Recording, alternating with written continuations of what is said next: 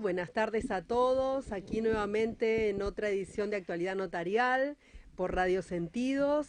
Hoy, bueno, tenemos un programa de lujo con invitados especiales, invitados que son de esa banda de rockstars notariales que tenemos varios, por suerte, cerca de Buenos Aires, así que también tenemos esa opción de poder tenernos en el piso, como va a ser el día de hoy.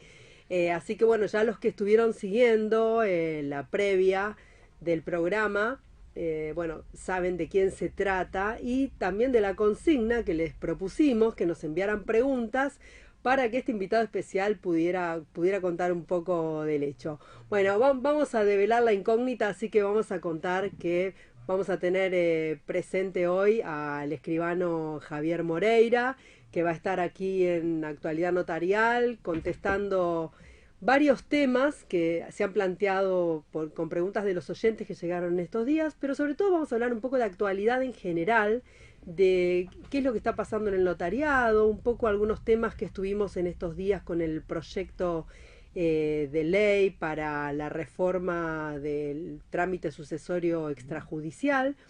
Y bueno, dentro de ese marco también, que bueno, porque ya no sé si saben que desde la semana pasada ya tiene estado parlamentario, así que, perdón, no, desde este lunes ya tiene estado parlamentario, así que bueno, es un camino que recién se inicia y bueno, que nos pone un poco de manifiesto pensar en este proceso, en la editorial del programa, ¿no? Eh, Vamos a hablar de qué es lo que decimos cuando hablamos de seguridad jurídica. Esto involucra muchas cosas, porque hoy la tecnología nos pone a pensar si la rapidez de las contrataciones a través del celular, si los trámites a distancia ofrecen seguridad jurídica, si los dispositivos con las distintas herramientas que hoy la tecnología pone a la mano representan la seguridad jurídica o si hay algo más.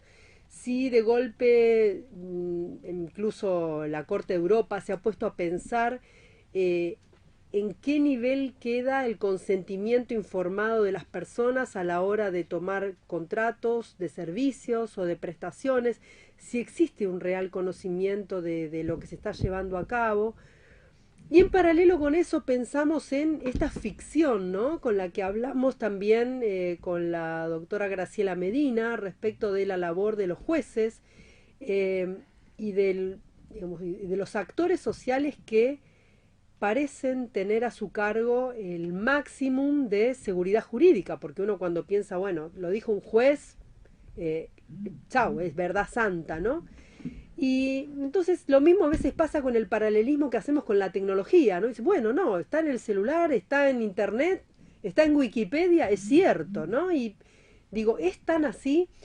Entonces en ese punto quizá nosotros porque venimos del mundo papel y venimos del mundo que busca absolutamente las certezas al máximo posible, desde nuestra visión quizá como escribanos al 100%, porque como bien refería Graciela Medina, nuestra responsabilidad profesional implicada es directa sobre la labor que desempeñamos y además de directa, es inmediata en cuanto a la respuesta o a esta responsabilidad de resultado. Y creo que en todo esto estamos llamados a reflexionar si esto es así, si la inmediatez y la rapidez y si todo es un valor mayor que la certeza y la tranquilidad y la seguridad real, porque eh, si realmente estamos conscientes que estamos transitando un cambio que por supuesto para mí no se detiene y que es ya irreversible, por más allá de que muchas veces me topo con colegas y amigos que me dicen, no, la firma digital, no, no puede ser, eso es una cosa que no, para mí no concibo el mundo sin eso hoy día porque creo que vamos para ahí. El tema es cómo nuestra cultura puede generar un velo que no nos deje ver el panorama en su totalidad, que nos haga ver detrás de este marketing de simplificación y bueno, de rapidez y de sencillez, si estamos ponderando las cosas absolutamente.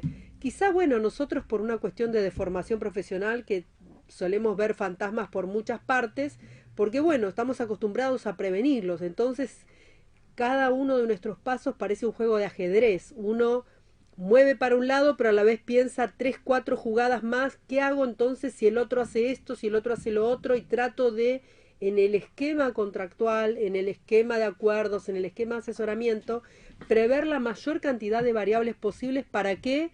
Para que nada en lo que esté en nuestras manos nos tome de sorpresa con algún efecto no deseado que, bueno, pudiera producirse, ¿no? Porque, bueno, estamos acostumbrados a tratar con personas, conocemos los vínculos humanos, conocemos cómo funciona el ego, cómo funcionan eh, las bajezas humanas y el altruismo humano, ¿no? Entonces, en ese esquema que nosotros llegamos en el antes del contrato y no con las consecuencias como suele suceder con los jueces, bueno, estamos proponiendo esa visión enriquecedora, poder llevarla a la sociedad de una forma más proactiva, y por eso creo que el tema de la jurisdicción voluntaria, el tema, bueno, de los trámites y procesos extrajudiciales para los casos en los que existe mutuo acuerdo, con la intervención notarial es un eje más que aporta a la seguridad jurídica,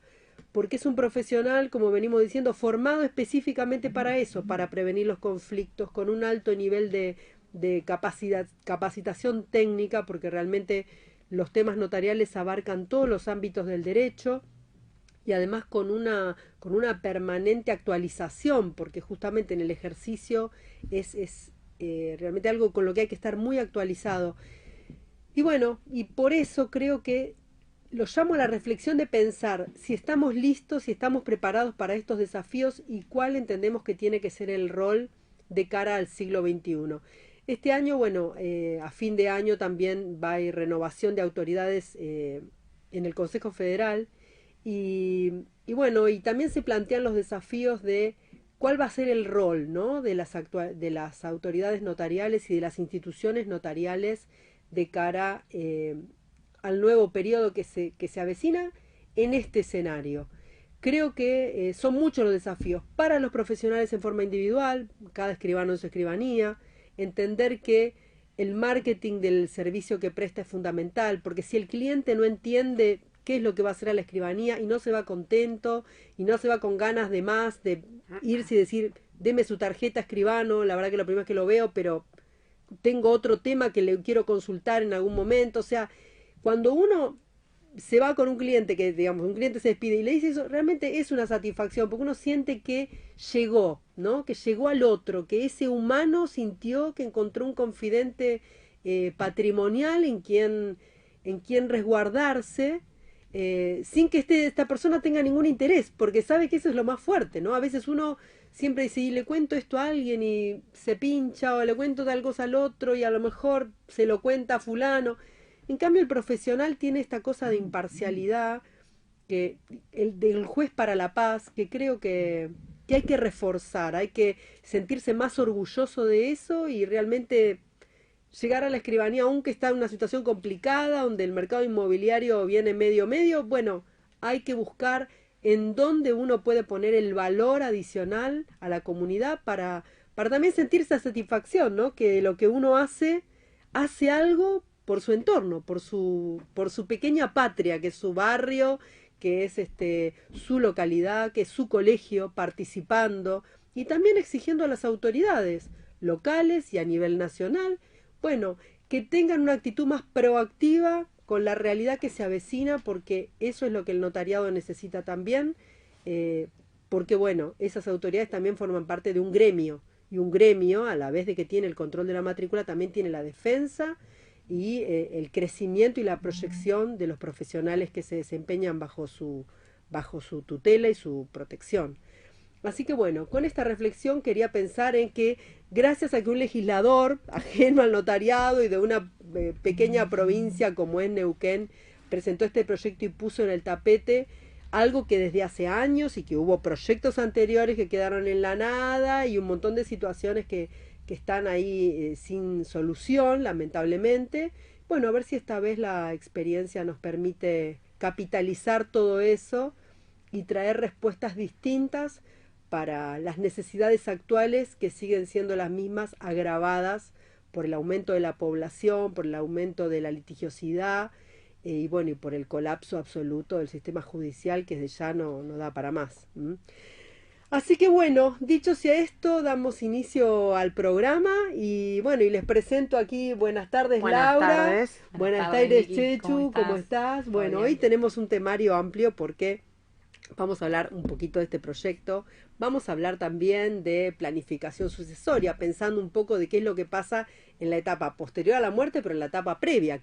¿Qué otras cosas se pueden hacer que entran en consonancia con esta cuestión de una sucesión que después tramita rápidamente, inclusive hasta testamentaria, ¿no? Porque no existe tanta esta tendencia en Argentina, pero bueno, pensar en eso.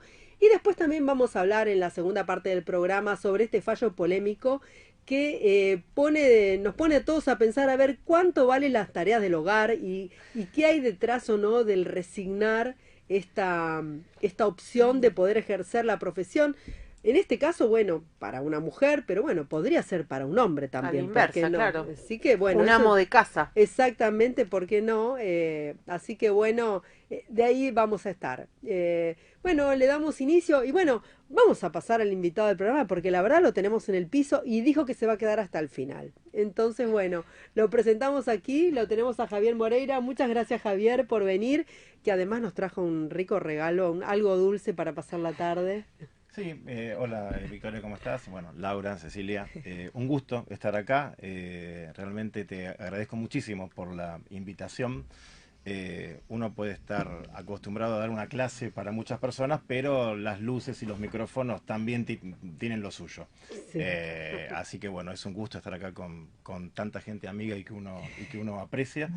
Y bueno, trataremos de hacer un lindo programa, coadyuvar a que sea un lindo programa. No, sin duda, sin duda. Aparte, bueno, él lo dice humildemente, pero es un maestro justamente como dice, dar clase, que tiene una facilidad especial para llegar a la gente, a los chicos, bueno, yo le digo a los chicos, a los escribanos noveles, que yo fui hasta hace 15 minutos casi novel, así que, ¿no?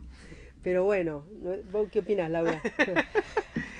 Mientras aclare y que se pueda entender, bienvenido sea y buenísimo el aporte, ¿no? No, sin duda. Bueno, porque acá Laura es la voz de la calle, la Ya, voz de yo soy Doña la Está muy bien, Rosa. está muy bien. La doña Así Rosa. que, Entonces como Está que muy les bajo un poco la pelota. ¿De qué están hablando? Igual, Acá cuando, ¿viste? Cuando... Doña Rosa es muy década del 80. Claro. Doña Laura, en todo caso. Dale, Doña Laura. Doña Lau. perfecto, sí. Doña Laura, claro, exactamente, sí, bueno, que quedó como un tip. Pero bueno, justamente trayendo un poco el proyecto, porque bueno, ya el proyecto tiene estado parlamentario, nosotros ya tenemos acceso al texto que después lo vamos a publicar en una nota particular en Notarios Latinos que va a salir a la tarde. Digamos, hablamos de un proyecto que en apenas algo menos de 30 artículos establece algunas particularidades sobre el trámite de la sucesión extrajudicial. No plantea la intervención de abogados, considera que no, que se trata de casos en los que no media conflicto y que por lo tanto no requiere la intervención del abogado en ninguna etapa, salvo que se pase al proceso de que se trate de una situación contenciosa donde, bueno, allí sí ya se tiene que tramitar por la vía judicial, prescindiendo de la intervención del escribano, donde a partir de ese momento ya pasa a la vía judicial y no se puede volver hacia atrás una vez zanjados los inconvenientes. ¿Qué opinas del proyecto, Javier? Mira, este proyecto trae un hecho que realmente nos ha tomado de sorpresa a todos. El notariado en sí no estaba, conteste que este proyecto estaba en vías de elaboración. Y eso creo que fue firmemente establecido en las respuestas institucionales de los colegios de escribanos e incluso el Consejo Federal frente a declaraciones de los órganos que representan la matrícula de los abogados, que en algunos casos tuvieron algunas connotaciones ofensivas. Sí. Yo me acuerdo que yo estaba recién empezando en la profesión y ya hubo en la década del 90, y creo que antes también, proyectos que implicaban un ejercicio de esta llamada jurisdicción voluntaria para el notario. Como antecedente propio que yo recuerdo muchísimo fueron unas jornadas nacionales de derecho civil en el año 2005 que se celebraron en la UBA, en donde tuvieron un papel fundamental tanto la escribana Armella como la doctora Medina, y esas jornadas nacionales de derecho civil, donde se trató el tema de la sucesión extrajudicial o ante notario, terminaron, hay que decirlo, ya han pasado 14 años, terminaron en un escándalo, porque realmente la comisión de sucesiones que estudiaba el tema hubiera votado a favor, pero empezaron a venir abogados de otras comisiones para desnivelar la balanza. Y eso pasó en el 2005. Y a partir de ahí también hubo otras situaciones. Bueno, estuvo hace poco conversando con vos Gastón Zavala. Hay también unas ideas importantes del colega de Neuquén, Picasso, sobre el tema, Esteban Picasso, y nos encontramos... Él tenía un libro también de hace mucho tiempo. Tiene un par de libros, bueno, Gastón también. Sí. Y nos encontramos últimos días de abril, primeros días de mayo, con este preproyecto, anteproyecto, idea de este diputado oficialista de la provincia de Neuquén, como vos bien decís, que propone, mediante un sistema novedoso, que es el de un portal abierto que tiene la Cámara de Diputados, que la ciudadanía haga contribuciones a este proyecto.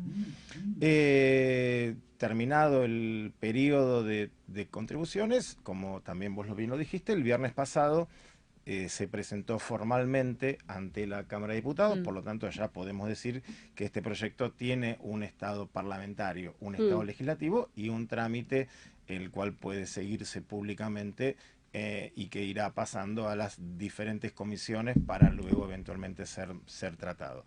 El proyecto en sí es bueno en el sentido en que pone otra vez el ojo en una incumbencia que debería ser notarial y abre un montón de discusiones. Discusiones de tipo profesional, como también lo dijiste, si debe o no tener intervención el abogado o no, es un tema a discutir, es un tema a debatir. También cuestiones jurídicas, como por ejemplo que el notario no solamente intervenga en la tramitación de las sucesiones ab intestato o no testamentarias, sino también en las testamentarias, inclusive con testamentos hológrafos. Tiene intervención también el notario, aunque en la sucesión haya menores, inclusive en la partición. Realmente es un proyecto muy interesante y que da mucho para debatir y que da mucho para aportar. Indudablemente el beneficio para la gente común, para la doña Laura, en términos de tiempos de tramitaciones, por supuesto que es espectacular, es fundamental.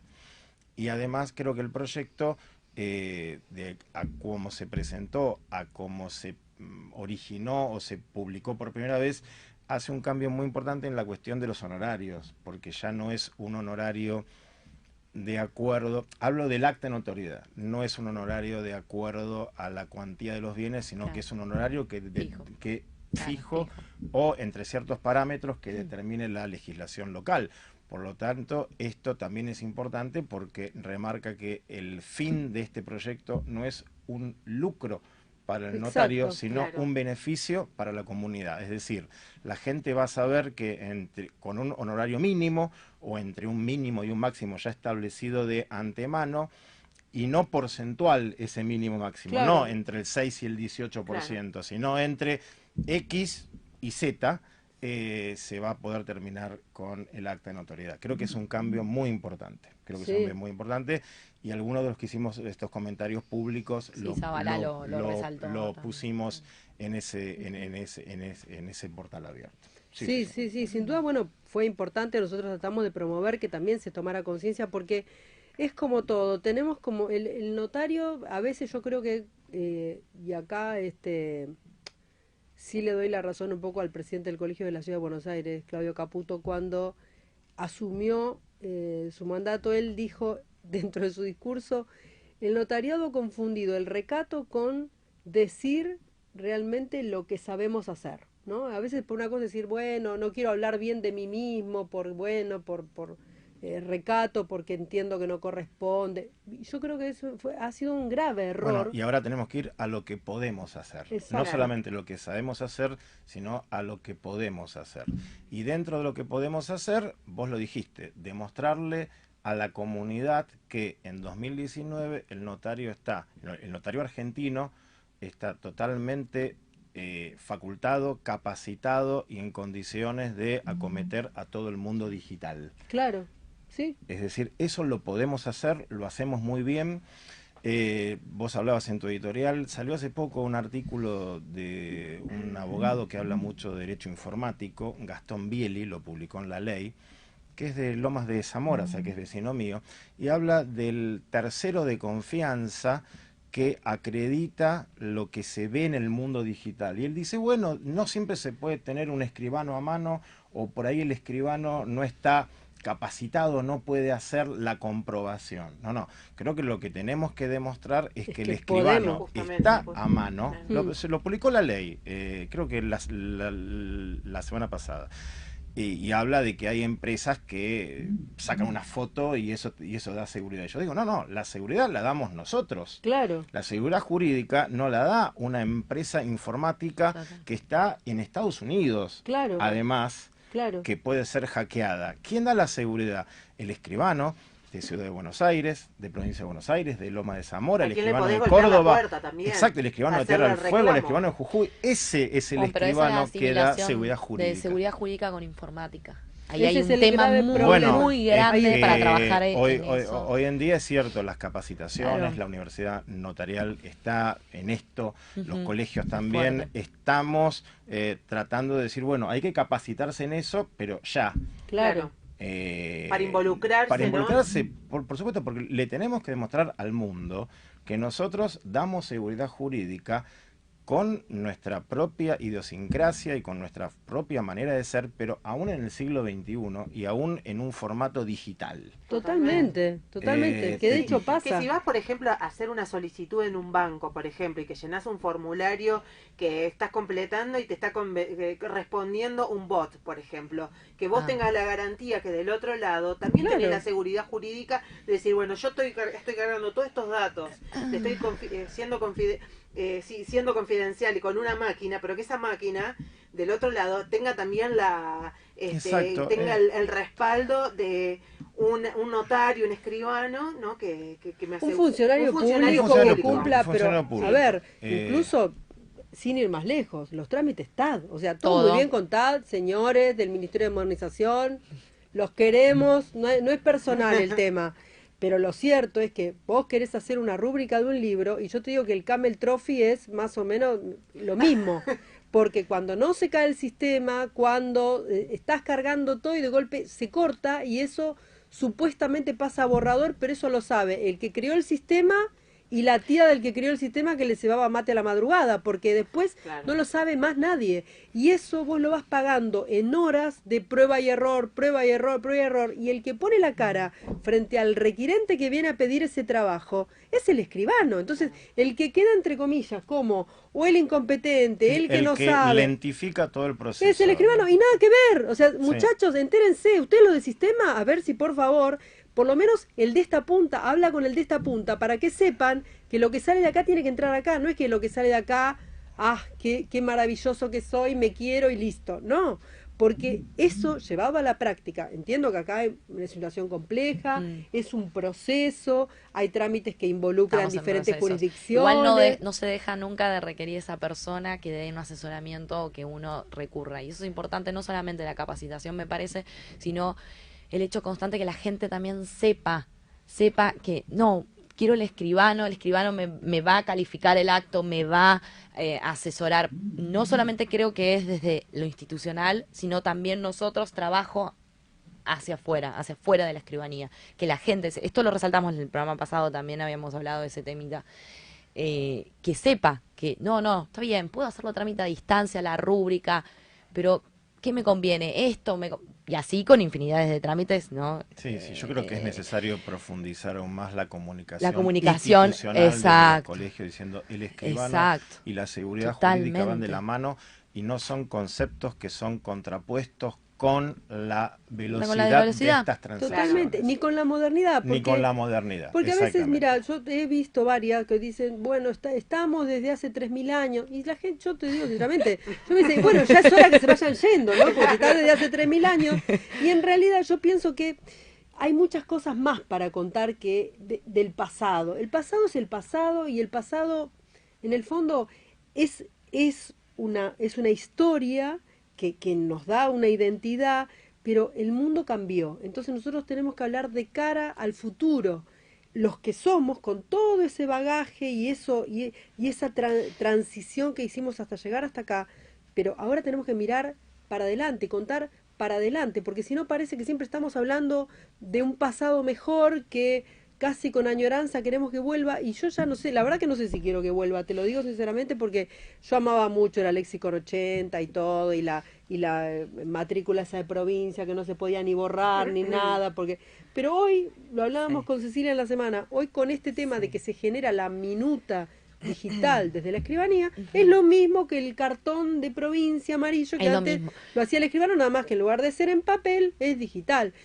Digo, hay muchas cosas que más uno ayuda en información, pero no dejas de decir, esto va en este rubro, esto corresponde, esto está, ese proceso mental, yo creo que no va a ser nunca reemplazado, o sea, es así, es inevitable. Yo creo que siempre, a ver, los marinos tomaban una estrella como norte. Nosotros, nuestro norte es la seguridad jurídica. Exacto, tal cual. Dice un ejemplo. Ese es el norte del notariado, seguridad jurídica. Me parece que prevención. Y prevención, porque es parte de la seguridad jurídica, totalmente, y abrirse a la comunidad. Yo veo que muchos colegios están teniendo una tarea muy importante, reuniéndose con personas en situación vulnerable, de ciertos grupos que no están favorecidos, y yo creo que eso es buenísimo, porque es la sociedad la que tiene que reconocer, como decía Cecilia, el valor y el aporte que la función notarial da frente a sectores que son totalmente interesados en instalar que a toda profesión o a toda función le llega su Uber. Claro. Y a ver, y no a toda profesión le llega su Uber. Claro. Yo no imagino que a un médico le llegue el Uber. Yo voy a ir a ver a mi médico. Mi médico tendrá la última tecnología, podrá tener los mejores análisis, pero luego él lo verá. Exacto, pero yo voy a seguir yendo al médico y no lo reemplazaría nunca por una aplicación o algo parecido. Y tenemos que demostrar que al notariado no le puede llegar el Uber, porque el Uber no da seguridad jurídica. Claro. Me parece que es un poco por ahí. Ese es el desafío. Vos hablaste de una renovación de autoridades en el Consejo Federal, es cierto, fin de año. Ojalá las nuevas autoridades tomen algunas de estas banderas y la puedan llevar a cabo. Ojalá. Ojalá que sí. Ojalá, porque creo que es algo que, además de que, vuelvo a repetir, los escribanos como gremio, porque es un gremio y no es una mala palabra, pensar que una institución notarial que nuclea escribanos, que tiene el control de la matrícula y que además, así como tiene la potestad sancionatoria, porque todos recibimos inspecciones anuales en la escribanía, revisando de pe a pa cada papel, y a veces uno se la sufre y otras veces, bueno, viene más relajado según como fue la cotidianidad del año, pero la realidad es que también es un gremio y no es una mala palabra. Yo siempre lo planteo porque tengo un contacto muy directo con la gente de Uruguay, donde ellos, más allá, vuelvo a repetir porque ya lo he dicho en otro programa, más allá de que ellos no tienen colegiación obligatoria, ellos hablan de sí mismos como el gremio. Y nosotros acá nos parece como una palabra mala, porque bueno, no, porque esto uno se imagina enseguida los gremios cortando las calles y ese tipo de imagen tiene, como una distorsión del concepto. Claro, y en realidad también es la defensa de los derechos del ejercicio profesional, porque de eso también se trata. Es una voz conglomerada que conoce la esencia y el para qué estamos y una cosmovisión, y la tiene que contar, porque si no, no hay tampoco una defensa de los valores que una profesión aporta a una comunidad, aunque la comunidad cambie y la tecnología se incorpore. Bueno, es una herramienta más que hay que tener en cuenta, pero eso no significa de que no puede incluirse en el ejercicio, y además tomarla, como todo el tiempo decimos, como una aliada, ¿no? Y no como un enemigo donde parece que estamos todos contra la tecnología, y no. Estamos a favor de la tecnología y también a favor de la gente para que, revisando las cosas con control, bueno, elijamos y tengamos una voz también junto con esta gente amorosa del Ministerio de Modernización para que vean qué es lo que se ve en el campo de batalla cuando uno tiene que utilizar esas armas que ellos inventan, ¿no? Que crean esos sistemas, ¿no? Ujú.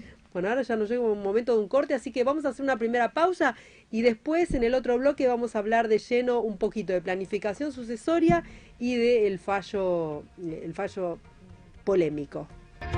Aquí estamos de nuevo en el aire y ahora vamos sí a hablar de temas específicos con nuestro invitado especial. Y bueno, le cedemos la palabra a la voz de la calle. A ver, ¿qué tiene para preguntar? ¿Qué es la planificación sucesoria? ¿Cuándo te pensás morir? Eso no. No, eso no estoy pensando, pero No. sí me gustaría dejar todo arregladito, Claro, lo más prolijo posible. Todavía ¿no? los escribanos no podemos saber eso. Eso. Pronto, a lo mejor en unos años sí. Mira, doña Laura, obviamente cuando nos toca dar estos temas tenemos una lámina atrás ¿Qué cara pones con ahí? conceptos muy jurídicos. La misma cara que ponemos ahora. La misma cara que ponemos ahora. Cara seria. Pero, Cara seria. a ver, de manera sencilla, Sí.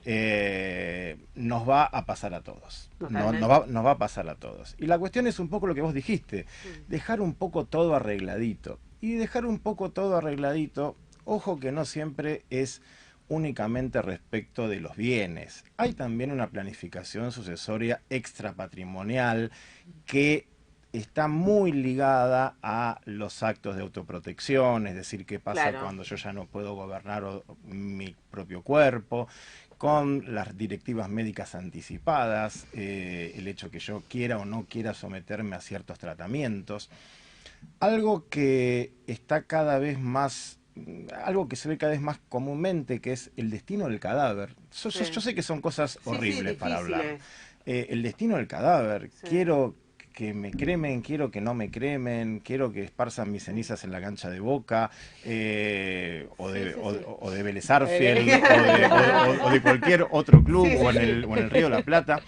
Es decir, también hay un gran componente de planificación sucesoria extrapatrimonial.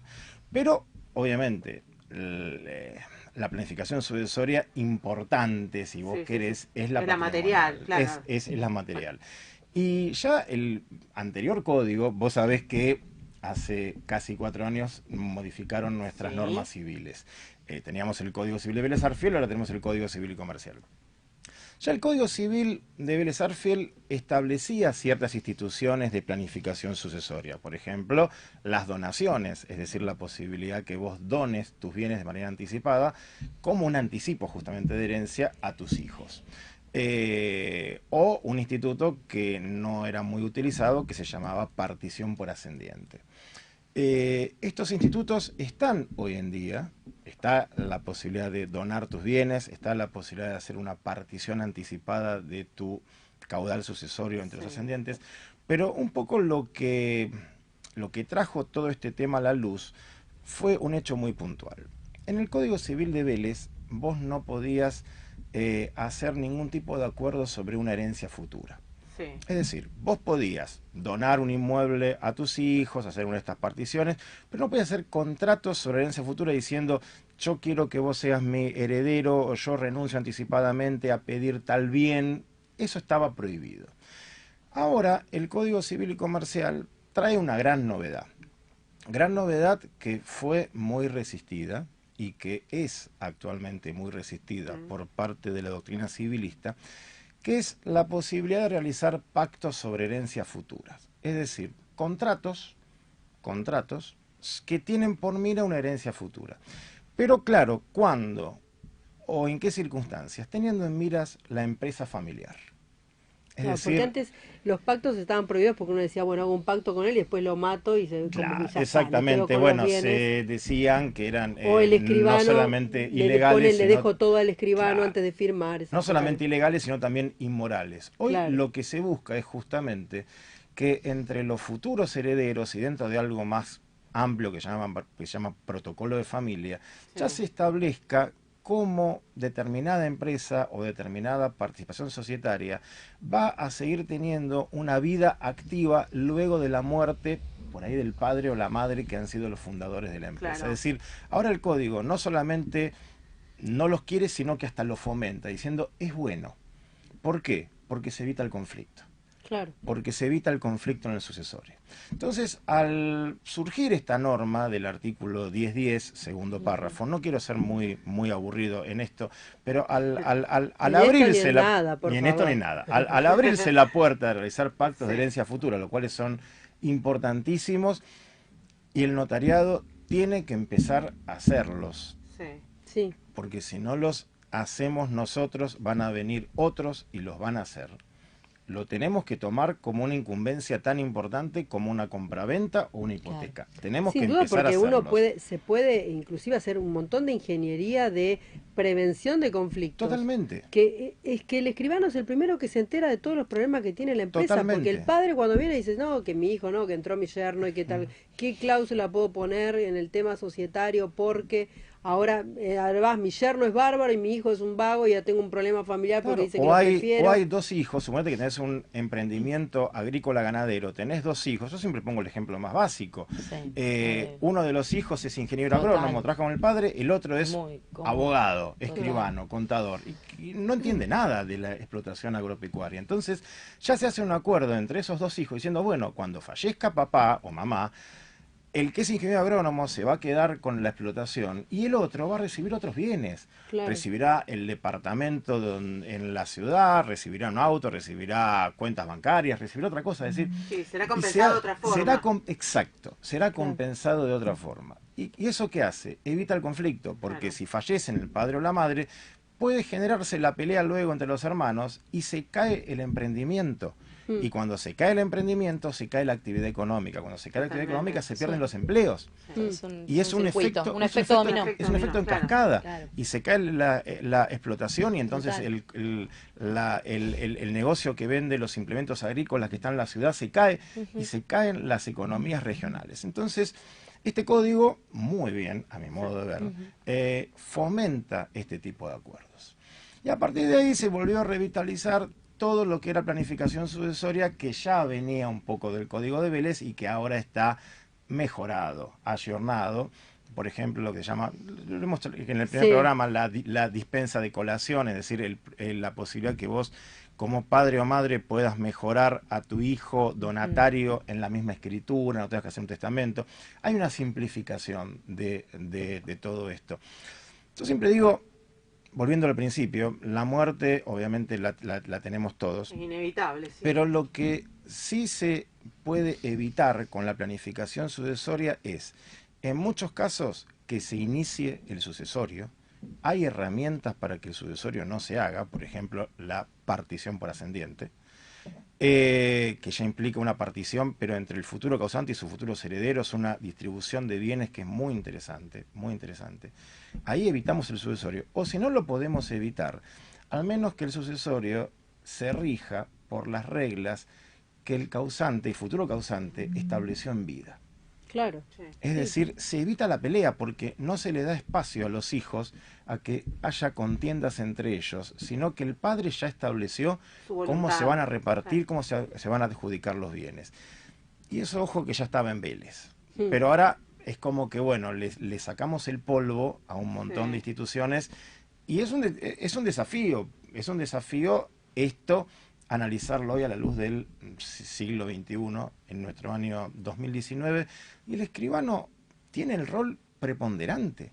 Es decir, en el 80, 90% de las situaciones de planificación sucesoria es el escribano.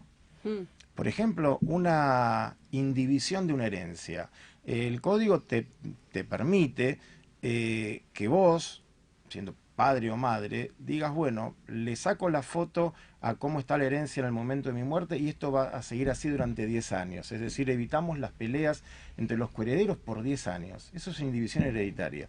Es una cláusula de un testamento. Claro. Es decir, ahí estamos nosotros, los escribanos, para justamente asesorar a la gente. Y el fideicomiso testamentario. El fideicomiso testamentario, que es algo tan importante cuando hay incapaces. Claro. Por supuesto, hay un montón de circunstancias. O también cuando hay estos emprendimientos que vos referías, porque por lo menos te aseguras que por 30 años, que es el máximo que la ley te permite, bueno, va a sobrevivir con ciertos lineamientos, ¿no? Exactamente, es decir, hay un montón de Amén de que siempre institutos. está el país que también interviene. Bueno, eso es otra Bueno, cosa. pero esas son otras variables. Son claro. otras variables, no podemos Esa manejar. no sé en el testamento a quién podemos invocar para que... Pero bueno, hay un montón de institutos que le permiten a las personas planificar su herencia. Y quiero decir, ojo también, la planificación extrapatrimonial, no me Sí, quiero sí, sí. olvidar.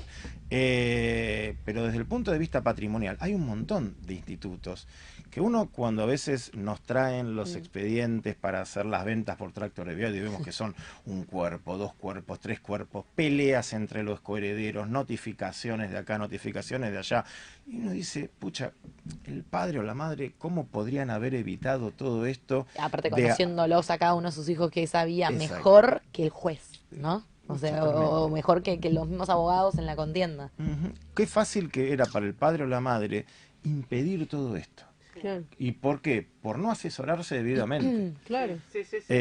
No, incluso por el hecho mismo de a veces que todo esto termina en una dilapidación de patrimonio, de cosas que a los Totalmente. padres les costó años construir, porque y después vamos al otro al otro fallo que habla justamente de lo que implica construir en el matrimonio y qué le toca a cada quien. Y o sea, y cómo es esta cosa de que después por no resolverlo anticipadamente, por no ir a asesorarse, a veces la gente dice, "Uy, pero sale muy caro asesorarse". No, no sale tan caro. Yo creo que sale también- peor. También No creo que sale tiene que caro ver con asesorarse. una cuestión cultural, ¿no? Es Sí, como lo que hay que cosas hablamos que la son otra vez, lo tabú, cultural. Sí. que tienen que, o sea, son tabú, o sea, hablar de el dinero en la familia, hablar de, Sí. Bueno, pero hay que patrimonio en la familia. hay que generar una comunicación Claro. institucional, Institucional, eficaz totalmente. y que la gente sepa que esto existe. Claro, tal cual. Utilizando, a ver, el marketing no es una mala palabra. No, Tal no, para- cual, ahí estamos. Utilizando las reglas de los profesionales, que los profesionales conocen, decirle a la gente, mire, si usted no hace esto, va a pasar esto otro. Usted lo puede evitar. Podés evitar el conflicto. Puede evitar el conflicto. Puede estar el conflicto. Y bueno, de esto hablamos un poco, paso el chivo, se puede, en la diplomatura en planificación sucesoria que llevamos adelante en la UNA, ya desde el año pasado. En la Universidad Notarial en la Universidad Argentina, Notarial, ¿no? sí, la directora es la doctora Tamborenea, yo estoy como subdirector. Esto empezó en una reunión con la escribana Armella en enero del año pasado y la armamos en tiempo récord. Y realmente hay que decir que estamos muy contentos desde la universidad porque la diplomatura ha sido un verdadero éxito. Sí. En todas las delegaciones del Colegio de Provincia de Buenos Aires, donde se está brindando Loma de Zamora, Junín, San Martín, San Isidro, Mar del Plata, en los colegios de escribanos de Formosa, Corrientes, La Pampa, ahora en el segundo semestre Santa Fe, creo que no me olvidé de ninguna. Realmente es un éxito y la gente acompaña esto porque lo ve como una gran posibilidad de recordar ciertas instituciones, interiorizarse lo nuevo que hay para así brindarlo a toda la sociedad.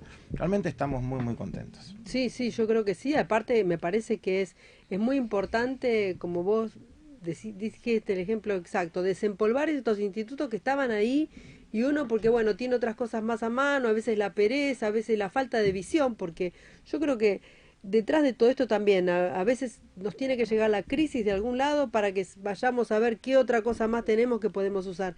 Y es una lástima que uno tenga que ser ciertamente hijo del rigor de la realidad, porque hay muchas instituciones esto, bueno, ahora el tema del derecho de superficie, la renta vitalicia, que estuvo de toda la vida y nunca se usa. Y hoy vemos que hay personas mayores, adultos mayores, que tienen un patrimonio y no tienen ingresos.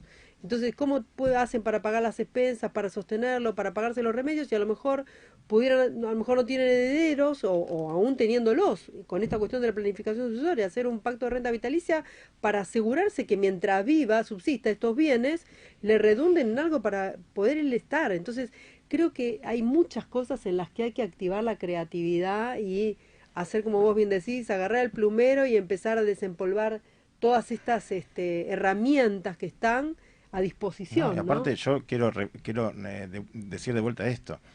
Ojo con estos pactos de herencia futura del 10-10, porque si no los hacemos nosotros, Los va a hacer alguien. los va a hacer alguien. Los va a hacer alguien. Ujú, sí. Entonces los tenemos que hacer nosotros, tenemos que hacerlo en escritura pública, tenemos que instar a que eso tenga registración en los registros de acto de última voluntad, tenemos que brindarle al juez La para solución terminada. cuando se presente el sucesorio, todo solucionado. Es decir, acá está el pacto, tenemos la forma instrumental que más seguridad jurídica da y tenemos la registración. Claro. Una registración que aparte, con lo que bien ha hecho el Consejo Federal en los últimos años, en donde yo inscribo un testamento en un lugar y se abre el sucesorio en otro, e igual se informa.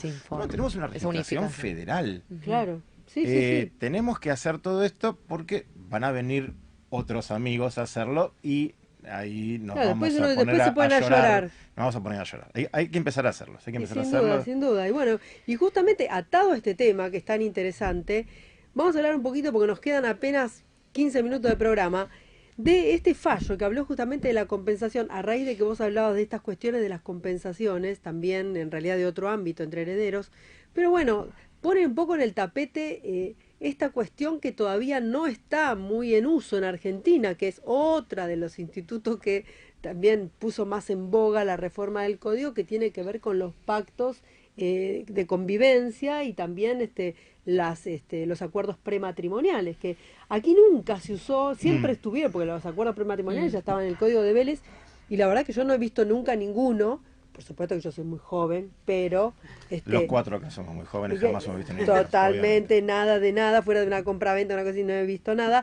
Pero digamos, no, fuera de broma, creo que esto pone un poco de manifiesto cuántas otras cosas, porque este fallo, del que ahora vamos a hablar un poco sucintamente, va a traer ya un precedente que va a haber que prever para muchos que dicen, bueno, no pasa nada, pero por ahí pasa. Si no recuerdo mal, la jueza interviniente, la doctora Victoria Fama, ya hace unos meses había dictado un fallo en donde se había establecido una compensación económica de casi 800.000 pesos. Creo que fue el año pasado. Y había tenido una cierta repercusión por el monto. Ahora, 8 millones de pesos, claro, y esto fue... Aumentó, y que con la inflación, ¿viste? Nos afecta. Y esto fue tapa de todos los diarios y portales de noticias. Generó muchas reacciones, generó memes, generó chistes sexistas. Tengo un amigo que se puso a calcular cuánto era por año. Bueno, no importa, generó muchas repercusiones. Lo cierto es que la compensación económica es una institución que nosotros traemos de otros derechos, principalmente de España. Y si vos lees a los que se ocupan desde el punto de vista de la doctrina de derecho de familia, siempre citan a los doctrinarios españoles, a los fallos españoles. Y claro, es nuevo. No tiene todavía ni 4 años de antigüedad y se está haciendo camino al andar. Esto sale así muy rutilantemente por los 8 millones de pesos. La compensación económica funciona tanto en el matrimonio como en las uniones convivenciales. Entonces, claro, alguno ya preguntó, ¿y se puede renunciar a esto? Bueno, en el matrimonio, previo al matrimonio, y durante el matrimonio no se puede renunciar a la posibilidad de solicitar una compensación económica. ¿Por qué? Porque el Código Civil expresamente establece cuáles son los actos que pueden comprender las convenciones matrimoniales, tanto prenupciales como postnupcias. Y en ninguna de esas incumbencias está prevista la posibilidad de renunciar a pedir una compensación. Sí se puede renunciar como derecho renunciable en el convenio regulador en el divorcio. Sí, pero yo digo, quizá no se previó, digamos, la posibilidad de renunciar a la compensación porque no se había pedido, no se había quizá tal vez contemplado el derecho a tener una compensación. No, porque del código surge claramente la posibilidad de pedir compensaciones. Pero yo creo que los legisladores pensaron que esto no podía ser objeto de discusión por parte de los cónyuges. Pero han dejado una puerta abierta, no expresamente, porque en ningún lugar de las uniones convivenciales se dice se puede renunciar, pero han dejado una puerta abierta en uniones convivenciales y ahí la doctrina civilista discrepa sobre si en un pacto de convivencia se puede o no renunciar anticipadamente a pedir una compensación económica cuando se produzca el cese de la unión. Los que ven esto desde el punto de vista de los derechos, que es como si fuera un derecho alimentario, dicen no se puede renunciar. Pero otros que lo ven desde una óptica más contractualista, claro, yo estoy en esa posición, decimos, a ver, es el acuerdo de voluntades. Si vos y yo porque aparte, en todo generamos caso, una unión convivencial, dentro de nuestros acuerdos, dentro del pacto de convivencia, puede válidamente pactarse que al cese de la unión, ninguno de nosotros le va a poder pedir una compensación económica al otro. Pero esto... Lo que pasa es que el derecho alimentario, para mí, corre por otro carril, porque corre por igual otro vos camino. nunca lo perdés. Esto no es alimentos, esto no es daños, esto es una compensación económica. Es otro instituto. Exacto. O sea, no Yo nada que hoy pensaba una forma sencilla, doña Laura, decir, la compensación económica es, yo te saco una foto a vos de cómo era cómo estabas vos patrimonialmente el día antes de casarte. Y luego te saco otra foto cuando se produce el divorcio o el fin de la unión y veo, a ver, hay un desequilibrio, ha bajado tu patrimonio, esa disminución de tu patrimonio. ¿Por qué se dio? Porque no te pudiste dedicar a tu profesión, porque cuidaste a tus hijos, te dedicaste a las tareas del hogar, entonces ahí procede la compensación económica. Y realmente me parece Empezá a lavar importante... los platos, Laura, porque si no, no te va a tocar No, nada. ojo, me parece muy importante... Justo a mí me vas a pedir que lave los platos. Bueno. No. Pero yo creo que también tiene que ver con una potencialidad. Claro, Vos decías de hecho, de las dos fotografías, De hecho, ¿no? el fallo resalta la palabra la potencialidad. La potencialidad de lo que podría haber sido, ¿no? Claro. Y Claro. el tema es que fue... Claro, se por eso, cortó es justamente. decir, vos tenías una profesión el día antes de casarte y tenías un contenido patrimonial Claro. tuyo. Entonces, bueno, ¿qué pasó con ese patrimonio? Ha bajado. Bueno, y si vos te hubieras dedicado a tu profesión, ¿qué hubiera pasado? Sí. Me parece muy interesante el fallo, me parece muy interesante también el hecho de saber que, mirá, presentamos con mi amiga Karina Salierno para las últimas jornadas nacionales, jornadas notariales argentinas de Bariloche, un trabajo sobre regulación de uniones convivenciales y pacto de convivencia. Y ahí, en ese trabajo, que son mayormente ideas de ella, lo quiero decir públicamente, dijimos que en los pactos de convivencia se podía renunciar válidamente a pedirse recíprocamente, o uno de ellos, uno de los convivientes, renunciar a pedir la compensación económica.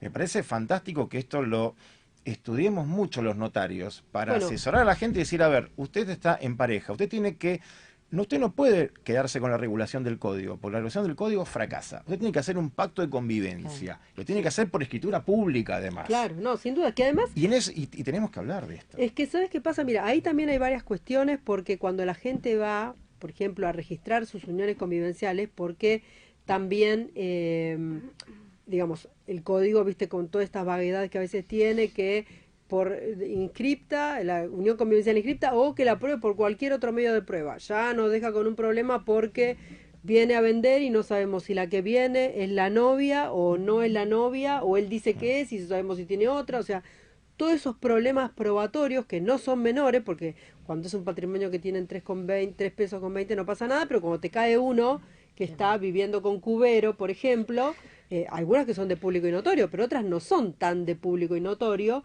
entonces hay otros patrimonios involucrados y ya la responsabilidad es otra.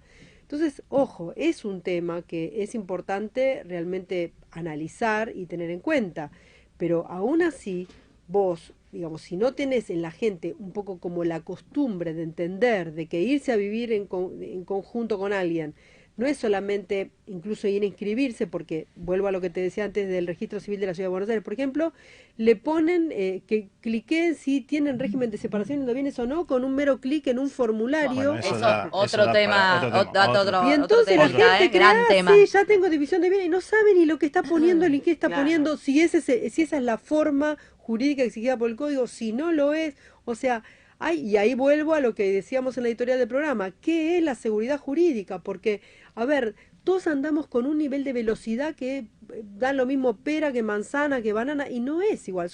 Unas podrán ser todas frutas, pero, digamos, tampoco son todas frutas iguales, ¿no? Creo que esto es un tema que es básico. Y hay que fomentar a la gente que haga pactos de convivencia. Claro. Y tenemos que, porque aparte hay otro tema que ya quedan 2 minutos para la próxima. ¿Qué pasa con los bienes cuando termina la unión convivencial?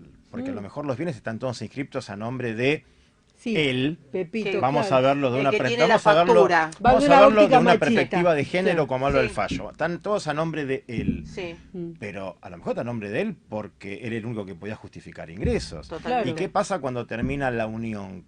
¿Todo queda a nombre de él? ¿O cómo podemos planificar mediante un pacto de convivencia, poderes irrevocables y post-mortem, que luego haya un traspaso de bienes, incluso sin pasar por el sucesorio, a nombre también, todo en parte de la otra pata de la convivencia?